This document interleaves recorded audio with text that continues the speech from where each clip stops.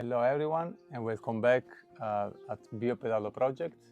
Today I'm in Senegal with Malik at his house project. Is one of his garden behind, and thank you very much for inviting me. Mi première question, c'est je sais que tu vécu 7 ans en Europe et qu'est-ce que tu fais là-bas et pourquoi es-tu retourné en Sénégal?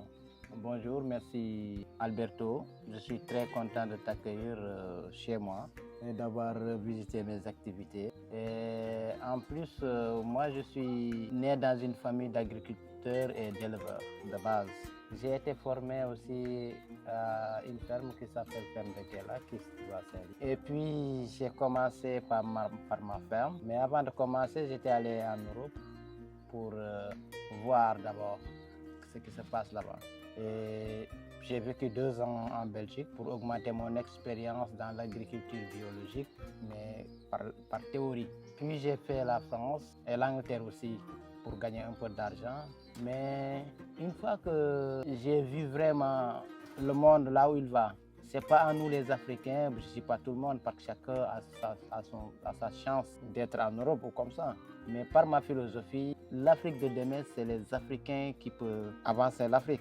Ce n'est pas aux Européens, ce n'est pas aux jeunes Européens aussi. Et pourquoi j'ai bien réfléchi avant de faire, j'ai bien réfléchi pour retourner au Bercail. Et je suis revenu ici, j'ai commencé ma petite ferme. 2004.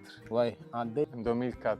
J'ai fini ma formation en 2003 et j'ai commencé en 2004 ma ferme. Et j'ai commencé par un jardin communautaire avec les femmes.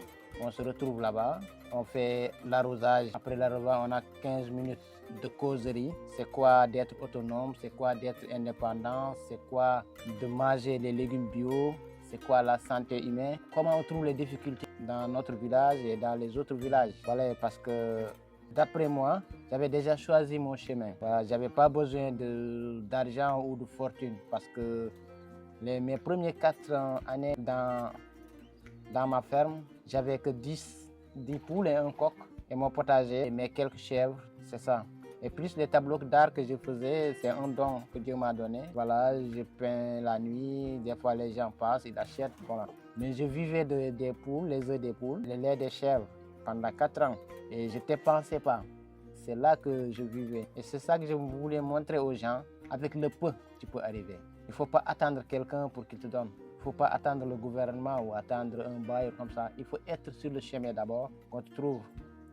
Mais moi, malheureusement, jusqu'à présent, je ne travaille pas avec le gouvernement, je ne travaille pas avec quelqu'un d'autre. Et on a commencé ça.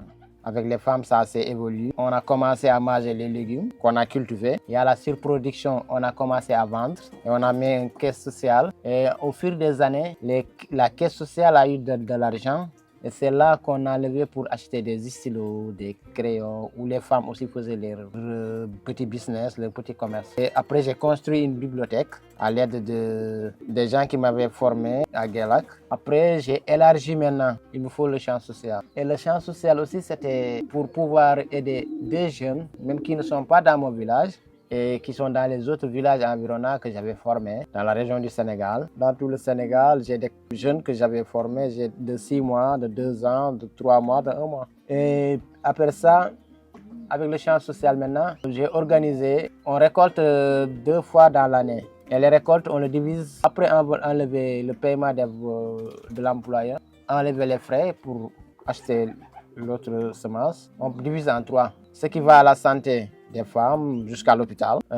Ce qui aussi va à l'éducation des enfants, des cahiers, des stylos qu'on donne. Il y a certains villages, bon, c'est comme c'est le social, mais on ramène les gens qui amènent aussi du social. Les gens connaissent parce qu'ils savent là où ils mettent leur argent, où ils mettent leur... Parce qu'ils font des vidéos, ils vont jusqu'à là-bas, c'est eux qui donnent en main et tout, c'est transparent.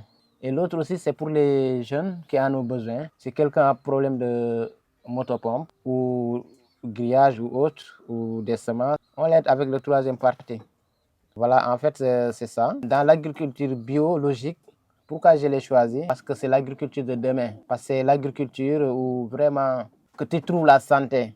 Les gens vraiment préfèrent ce qui est importé et nous, on veut vraiment consommer local. Parce que je reçois aussi des étudiants, des stagiaires étudiants, qui font l'agroalimentaire. Moi, je l'ai dit, quelqu'un qui fait agroalimentaire doit savoir où se trouve le produit qu'il donne aux gens. Est-ce qu'il est sain? Est-ce qu'il n'y a pas de produits chimiques? Ou ainsi de suite. C'est pourquoi après leur formation, leur stage ici, il y en a qui vont retourner faire le truc.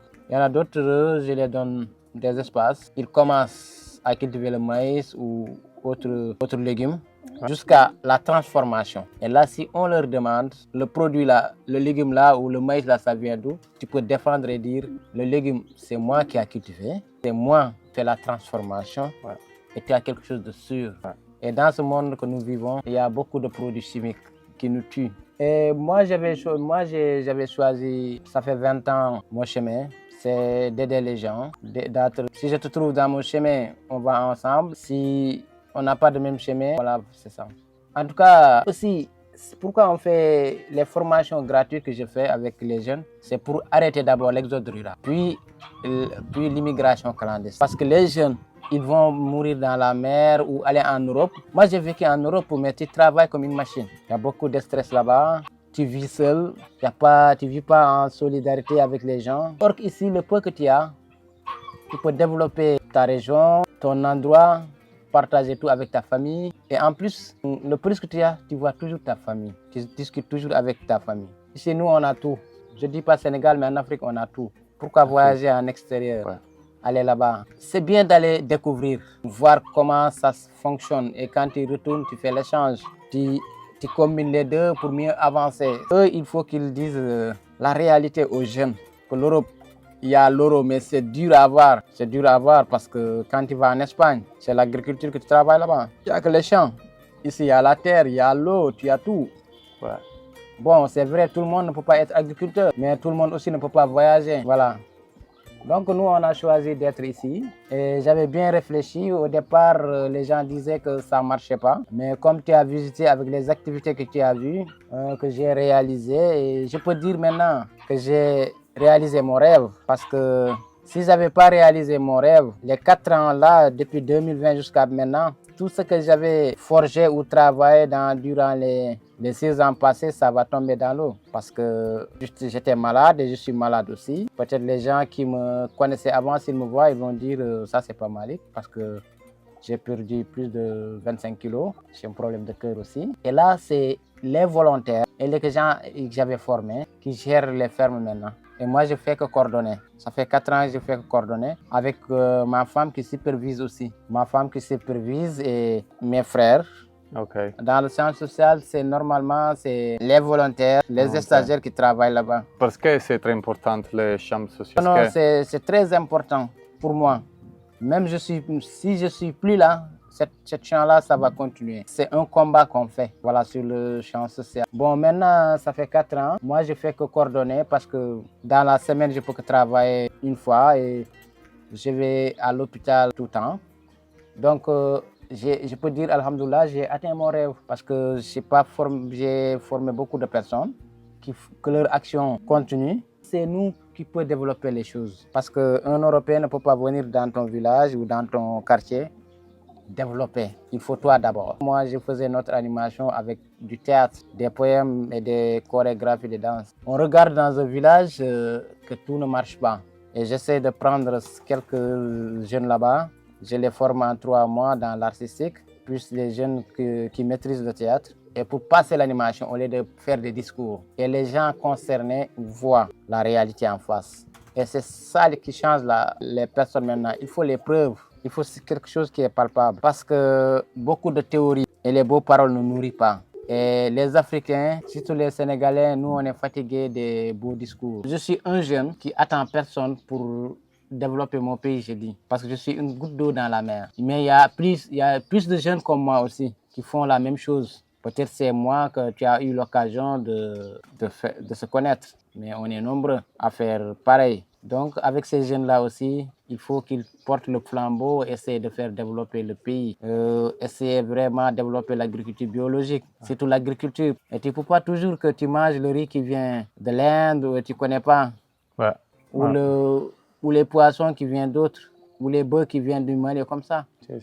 Voilà, essayons de faire, on n'est pas nombreux, mais essayons de faire quelque chose quand même. Il faut aider les jeunes aussi. Voilà, je demande aussi à aider les jeunes, aider les jeunes à se développer. Ici, surtout en Afrique comme ça, quand tu ne fais pas les études, on dit que tu ne vas pas avancer. L'expérience et les études, ce n'est pas la même chose.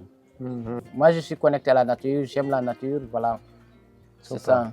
J'appelle à tout le monde de faire le maximum du développement de leur coin. Si chacun développe son coin, le pays va développer, la région et l'Afrique. Il ne faut pas attendre quelqu'un pour développer notre Afrique. L'Afrique, c'est nous qui devons développer. On a tout en Afrique, mais il faut qu'on change et c'est nous les jeunes qui devons changer. Il faut qu'on change nous pour changer l'Afrique. Voilà. شكرا. Merci. Grazie. Merci.